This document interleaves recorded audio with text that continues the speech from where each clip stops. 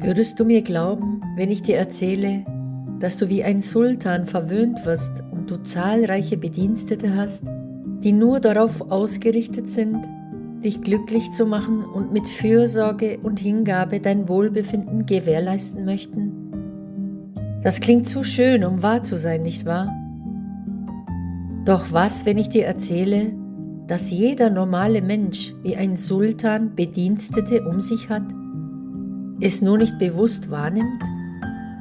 Ich möchte mit dir einmal einen ganz normalen Tag durchspielen, indem wir unseren gewohnten Tagesablauf in einer anderen Perspektive wahrnehmen. Bist du bereit, mit mir zu starten? Dann lass uns loslegen. Zuallererst ändere ich meinen Fokus und nehme all die positiven und schönen Dinge wahr und bedanke mich bewusst für die Dinge, die mir einfach so geschenkt wurden, ohne dass ich etwas dafür machen musste. Am frühen Morgen danke ich für den erholsamen Schlaf, den ich hatte, für meinen Körper und meinen Geist, die wieder zum Leben erwacht sind. Ich danke meinen Augen, die auch heute wieder das Licht wahrnehmen, die uns geschenkt wurde und mir ermöglicht, meine Umgebung in lebendigen Farben und sogar in 3D wahrzunehmen. Ich ziehe den Hut vor meinen Lungen, die meinen Körper, ohne dass ich etwas dafür tun muss, die ganze Nacht und den ganzen Tag lang mit Sauerstoff versorgen. Ich danke der Luft, die frisch und rein ist und mir den perfekten Sauerstoffanteil bietet, den ich für mein Wohlbefinden benötige.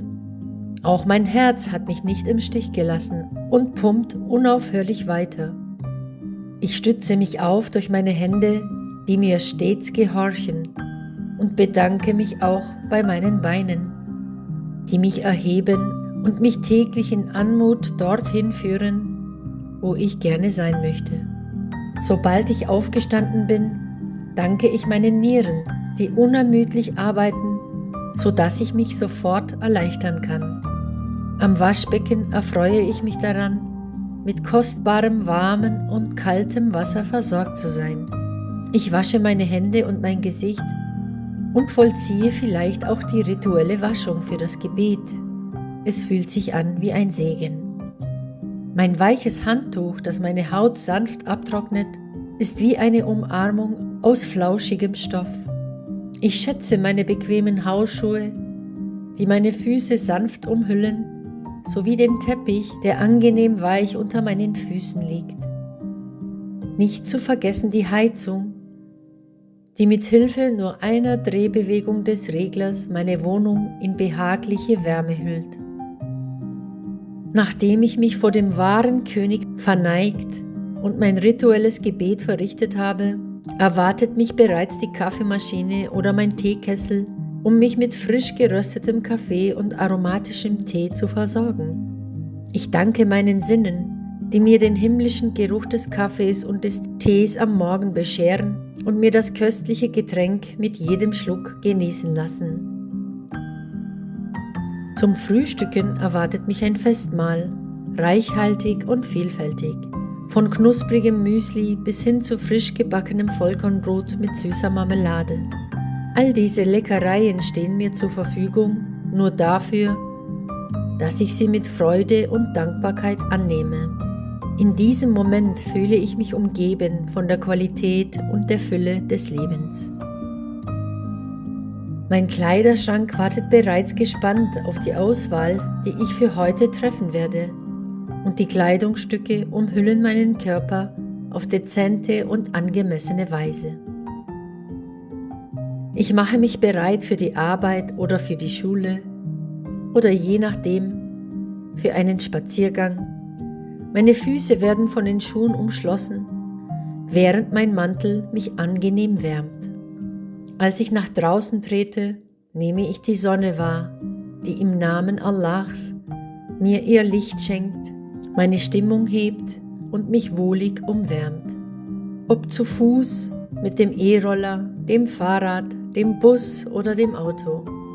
Ich danke zuerst meinem Verstand und meinem perfekten Körperbau, die mir die Nutzung dieser Technologien ermöglichen. und anschließend den Menschen, die diese Technologien erfunden, entwickelt und produziert haben. Nicht zu vergessen den wahren König, dem lieben Gott, der den Menschen den Verstand geschenkt hat und das geeignete Material zur Verfügung gestellt hat.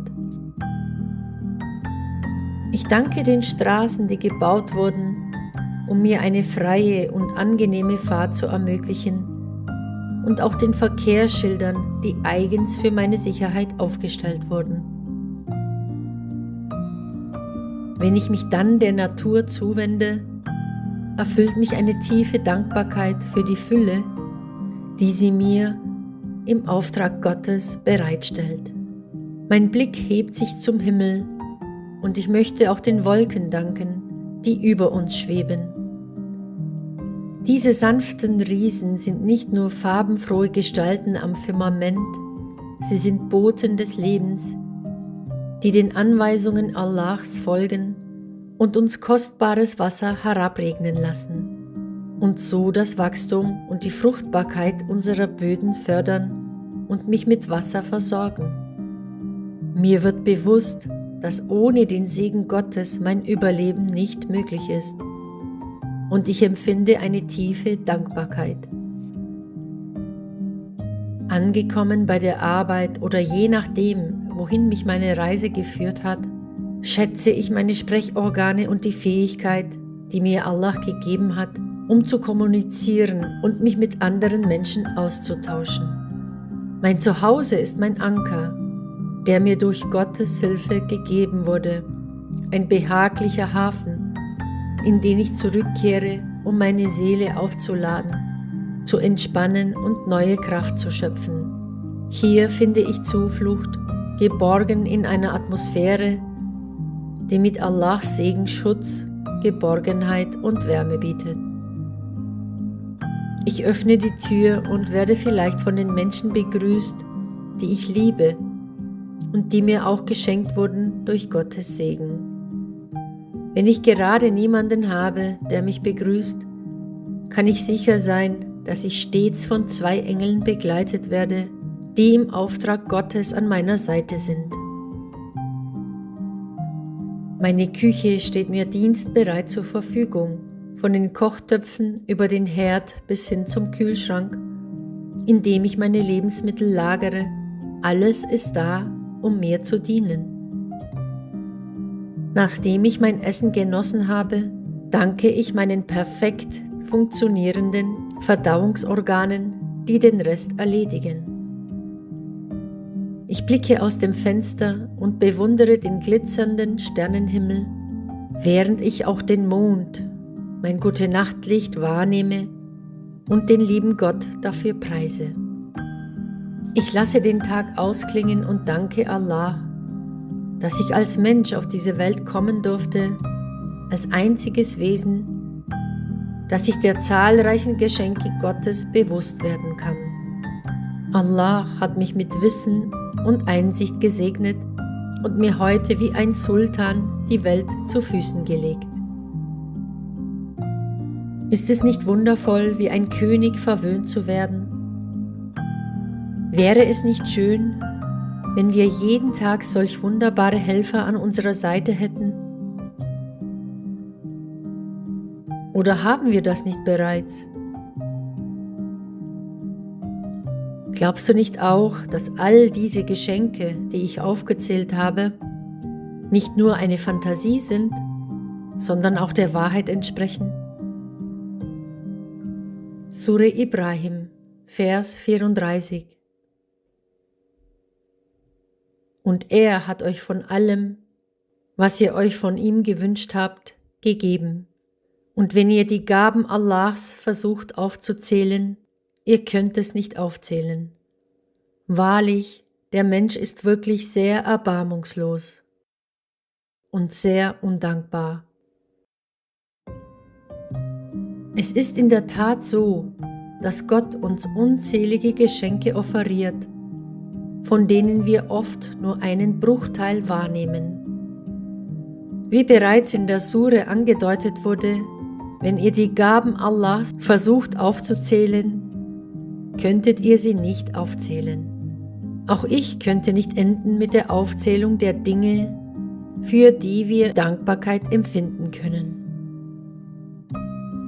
Sure Ar-Rahman, Vers 1-13. Im Namen Allahs, des Allerbarmers, des Barmherzigen.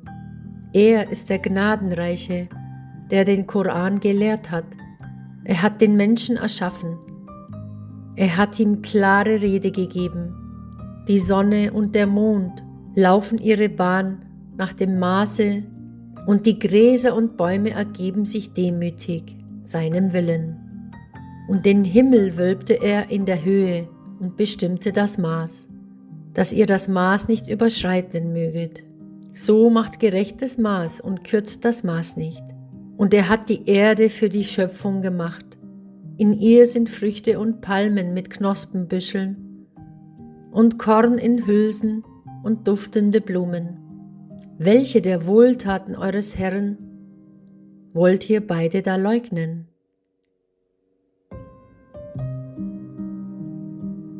Der Tag, an dem wir aufhören, alles für selbstverständlich zu halten, ist der Augenblick, an dem wir die wahren Geschenke des Lebens in seiner vollen Pracht erkennen.